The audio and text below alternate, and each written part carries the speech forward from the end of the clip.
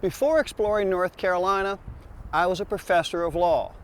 And one course I taught every year was real property, the law of land and real estate. Now, we all like to think that land is permanent, that it will always be here in the same shape and size. But that's not always the case. An acre of land today in the Piedmont or mountains is basically unchanged from that same acre of land on which Paleo Indians and bison walked 12,000 years ago. Our lands which face the Atlantic Ocean, which we know today as barrier islands, are different. They are dynamic, mobile, and changing. And that's our story today on Exploring North Carolina, Changing Sands. To tell the story of change on North Carolina's barrier islands, I went to two old friends, both extraordinary geologists and distinguished professors at East Carolina University. They are Dr. Stanley Riggs, who has received numerous awards for his teaching and publications, and Dr. Stephen Culver, who came to East Carolina from the Natural History Museum in London. First, I asked Stan Riggs what makes barrier islands like North Carolina's Outer Banks unique. The barrier islands have been moving in response to sea level for at least 18 to 20,000 years. They've been like migrating across the continental shelf to their present location in a continuous trip, almost like a conveyor belt. Sea level is still coming up, the climate's still warming, which means that the barrier islands, which form at that intersection between the ocean, the land, and air, will continue to move with sea level, period. That's just a fact. They're mobile barrier islands.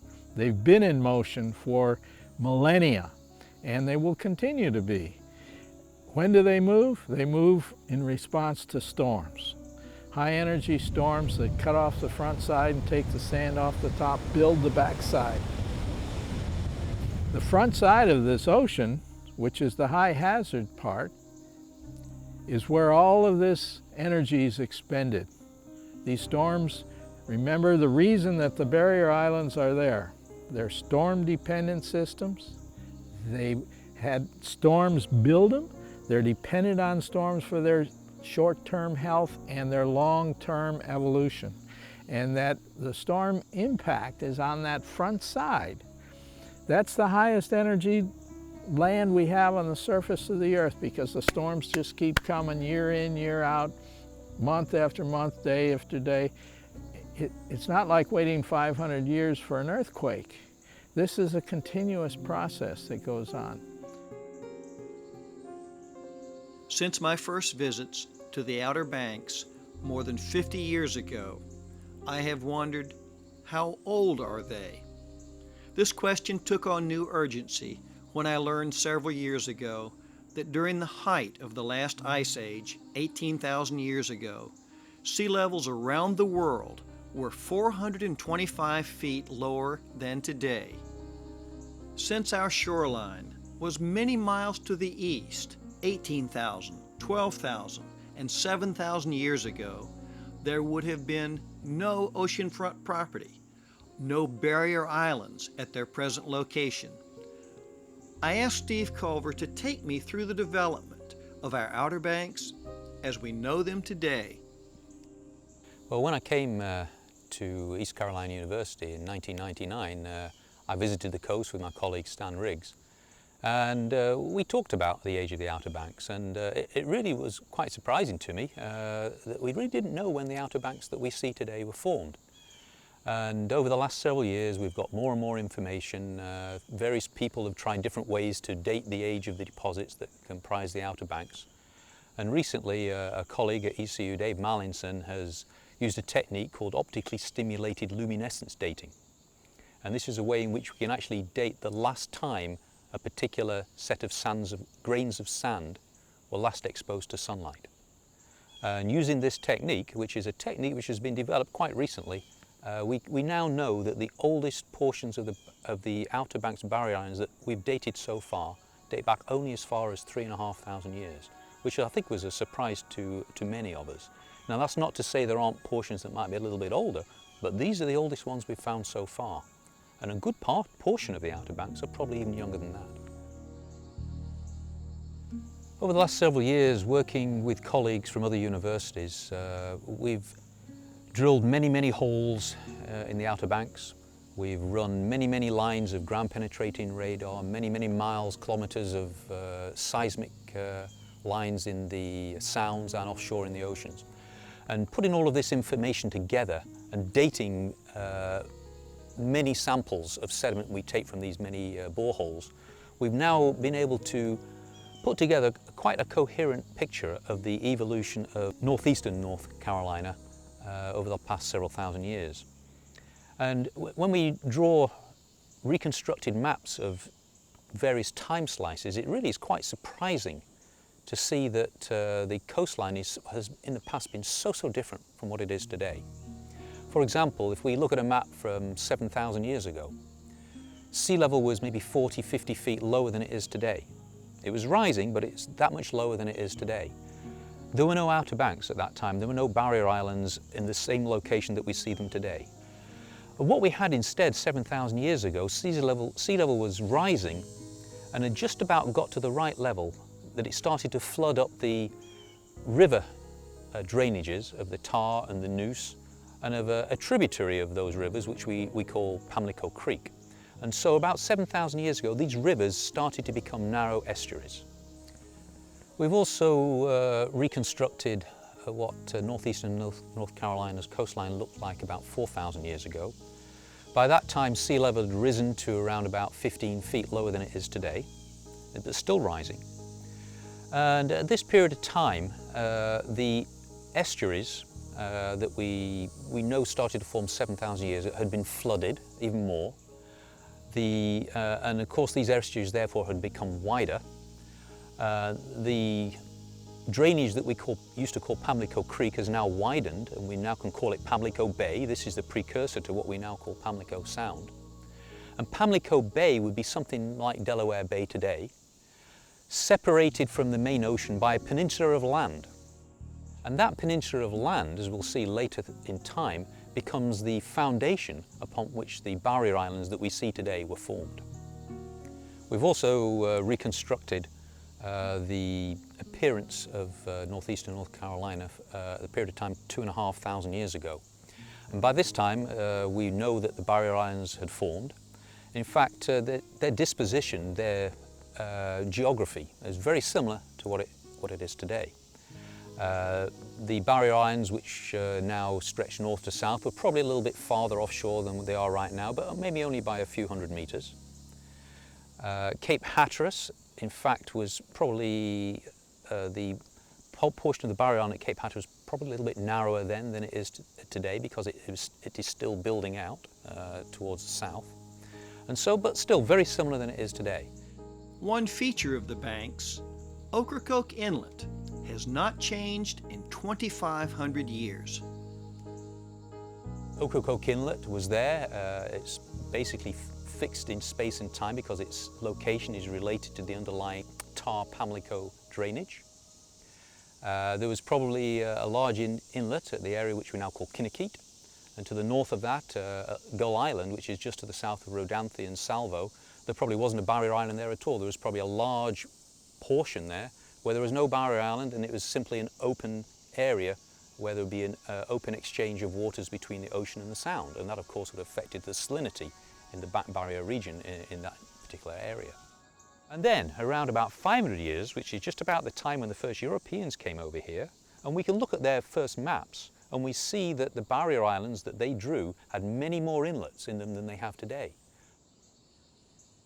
And this all goes to demonstrate so clearly that these barrier islands are incredibly dynamic places.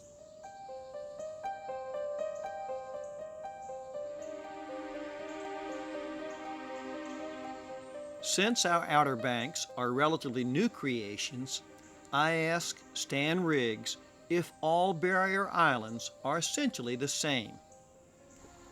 Those islands that have a little sand supply to them, for natural reasons, we call simple barrier islands. They come and go. They're ephemeral. They move very readily. The islands that have lots of sand associated with them, they can build elevation and width time and time again, and they tend to become bigger, and we call those complex islands. They don't go away so easily. They have an input of sand, and they can keep maintaining themselves much longer in their present position than these little simple islands can. The simple islands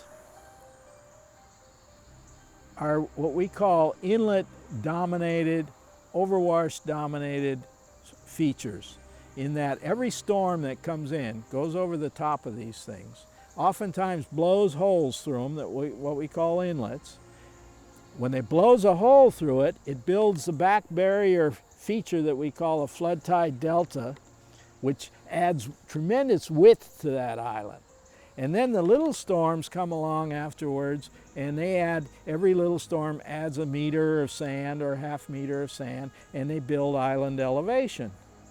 Then you get a big storm again, and it blows that whole thing down to a submarine shoal, opens up a new inlet, and builds a flood tide delta, and then the little storms pile the sand back up. This is the process of migrating that barrier island in response to rising sea level. If sea level's coming up and you're sitting there on this ramp, sea level's come up, you got to move that barrier. And how do you move it? Well, you move it by blowing inlets in it, building flood tide deltas, and then putting overwash ramps and planes on top of it, building back the elevation. With both complex and simple barrier islands from which to choose, where did the early settlers build? The complex islands are made up of multiple components that have been forming over longer periods of time than the simple barrier islands. And when we look at, for example, Kitty Hawk Woods or Buxton Woods or Nag's Head Woods or Bogue Banks down in the southeast, these islands are made up of multiple beach ridges and dune fields. If you look at the history of the human development on these barrier islands, most of that has taken place on the complex islands for good reasons. They're high, wide, they're safe. They're safer. Because they're high, wide, they have maritime forests on them. There are a series of beach ridges with elevations that are up to 8, 10, in some cases 20 feet high. And these things have built and accreted this way through time for a much longer period of time. And then dunes come in and build on top of these things. And sometimes we have elevations up to 50, 70 feet on these islands. This is where all the early development took place on the back sides of these islands, because they didn't overwash and breach through for inlets. Although the complex barrier islands are more suitable for habitation, the simple barrier islands must be examined closely. And most of the barrier islands, this includes all the way from down in southeastern North Carolina all the way up to the Virginia line. Most of those barrier islands are simple barrier islands, dominated by inlets and overwash. And those that have been dominated by inlets and overwash rarely have anything older than 500 years on them. At one of my meetings with Stan Riggs, I asked, when did people begin to build on the simple barrier islands? The whole transition to a tourist economy, which began in about the 1930s when humans' modification became a dominant process out there, when we began building bridges, when we began paving highways, we began selling lots on the ocean front to people who lived in Raleigh and Charlotte and maybe didn't fully understand how storms work. The native villages were on the back side of the island. Only somebody from Raleigh or Charlotte would have bought out on the ocean front. And so they saw an opportunity to sell the London Bridge. So we are in a new time now with respect to the barrier islands in that we've almost filled them out. There aren't a whole lot of empty lots. There aren't a whole lot of buildable places unless we go vertically. And the conflict, because anybody who buys a piece of property that's on oceanfront or on an inlet or builds a business or builds a house there, they don't want to see that go into the ocean. So the general reaction is to how can we stop this? How can I protect my property? How can we slow down this process of shoreline recession? And as the shoreline gets closer and closer to the house, this becomes a more serious question, and more people are asking this question. So what is the state of North Carolina, and what do the communities do about protecting the shoreline status quo? In this land of change, the question must be asked: will we be able to maintain and develop our barrier islands in the future in the same way that we have in the past? Can we maintain structures, roads, and bridges in the same places? The obvious thing that most people think of immediately is, well, we got to start to harden the shoreline. We got to start to put up bulkheads. We got to start to put in jetties. We got to start to stop the ocean. It's like declaring war against the ocean. If you start to harden that shoreline, you change the physical dynamics of that beach system. And most of the time, you will lose the sand that you call a beach. The citizens of North Carolina made the decision in 1985 that they did not want hardened structures. They preferred their barrier islands. The preferred alternative was beach nourishment.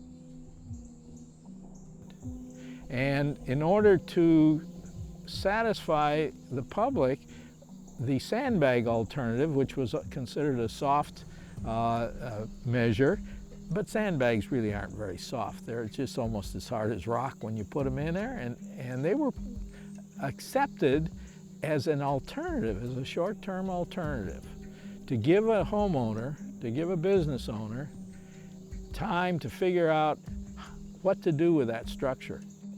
In the process, over the years, this has been badly abused. And there are many structures now that are sandbagged with walls of sandbags. Shoreline has receded. The houses are now out in the public domain. At low tide, in many cases, you can't get around the houses. People don't want to move off that ocean front, and there's essentially a civil war that's been developed now, trying to keep those sandbags there, because if they're forced to take them out, that's essentially a death knell for that house. Well, we've got to get smart about this because we're losing our beaches. Sea level is rising, storms are continuing, and the barrier's moving, and it's leaving those houses out in the ocean.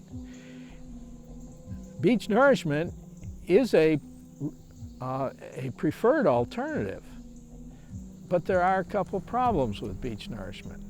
One is the best sand is already on the beach. There is some sand out on the continental shelf, but it's not a panacea. It's not just this big pile of sand out there that goes forever. There's a lot of mud, there's a tremendous amount of rock out there, and looking for sand on the continental shelf, it's expensive. The state of North Carolina has gone from, in the early 90s, from about 12 miles of public beaches, public beach communities being nourished on a regular basis, mostly paid for by the federal government and the state government, to where we are today with over 122 miles of beach communities that want beach nourishment now. Well, the federal government isn't paying for it anymore. The public doesn't want to pay for it. And the cost is just skyrocketing. I asked Stan Riggs how modern development practices have affected the natural processes of barrier island growth and movement. The very thing that made that island safe and has evolved into its present condition, we've stopped. That island is the golden goose upon which our whole economy is based, and we're in the process of slowly strangling that golden goose. We've got to let the barrier breathe. The barrier's got to do its thing, and if we do, then the golden goose will continue to supply the economy. If you think this is a doom and gloom scenario, think again. The future of North Carolina's barrier islands can be full of opportunity. Well, of course, I don't consider this to be a doom and gloom scenario. I'm a geologist, and I'm trying to communicate what we know about the coast. But I'm also a human being as well as being a geologist, and I like going to the coast. I love to vacation there. It's a stunningly beautiful place. And so I'm concerned about what might happen in the future. We can't ignore reality of geological change, but that change is going to provide us opportunities. We shouldn't think that what we're communicating is that things are going to be bad, that it's going to destroy our economy. What I'm really saying is that we need to understand what's going to happen in the future so we can adapt to those changes and not only sustain our coastal economy, but also grow it, and grow it by reacting to the new opportunities that come our way. And so perhaps we need to start thinking about different sorts of ferry systems, high-speed ferries, which we have in many other parts of the world, hydrofoils, hovercraft, which would get you across Pamlico Sound very, very quickly. It would also, by setting up that sort of ferry system, it would also potentially enhance the economy of the coastal towns on the mainland where these ferries leave from. And this is what we mean about thinking positively about the future. These are visions in the context of what we know about the environmental change that will take place. Exploring North Carolina has looked at the ferry systems common to other countries, especially Greece, with its many islands. In Greece and elsewhere, you will see a variety of high-speed, punctual, comfortable ferries linking islands with the mainland. Similar ferry services are part of the future that Steve Culver and Stan Riggs envision for our Outer Banks. The barrier islands of the future can harbor other opportunities. As the various segments of the barrier collapse, that doesn't mean they're gone. So we end up with these islands that are unconnected any longer, that become the strings of pearls, and the destination of Ocracoke Island, Salvo, can become a destination village just like Ocracoke Island is. We need to use businesses using Gulf carts, using bicycles, using mule trains, using any number of other vehicles, and leave the cars over in the mainland and use water taxis. We can move just as many people with water taxis as we can with Highway 12 and an Oregon Inlet Bridge. You don't have to leave North Carolina to find a great example of a Carless Island with alternative forms of transportation. I know of a very special place in North Carolina where you have to slow down. You arrive at this place on a ferry boat. You move around in a golf cart, on a bicycle, or on foot. The name of this special place? Bald Head Island. Bald Head Island has a fast, modern, convenient passenger ferry service that moves almost 350,000 people annually.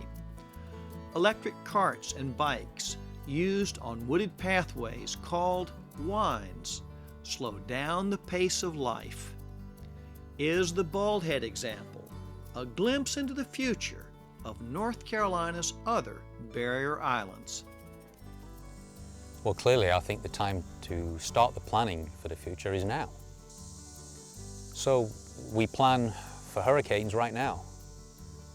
What we now need to do is spend more time thinking imaginatively and planning about the way in which we react to the effects of those hurricanes or other climatic events in the future. The time is now. The resources of coastal North Carolina are awesome.